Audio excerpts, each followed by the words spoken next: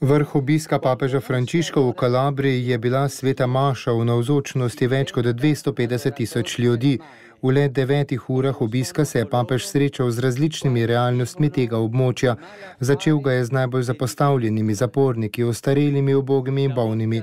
Večkrat je ponovil svoj poziv proti kriminalu in mafiji. Pri sveti maši pa je spregovoril o pomenu praznika svetega rešnjega telesa in krvi. Smo ljudstvo, ki časti Boga ljubezni in ne zla, je bil odločen papež.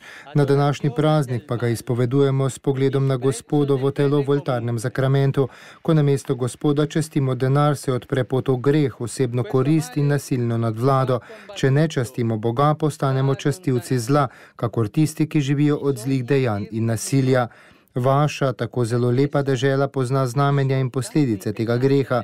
Proti temu zlu se je potrebno boriti, ga odstraniti, potrebno mu je reči ne, je dejal papež Frančišek. Za vero se odpovemo Satanu in vsem njegovim zapeljevanjem, odpovemo se malikom, kot je denar, nečimrnost, ošabnost, oblast in nasilje, je poudaril sveti oče in dodal: mi, kristjani, nočemo častiti ničesar in nikogar na tem svetu, razen Jezusa Kristusa, ki je navzoč v sveti Evharistiji.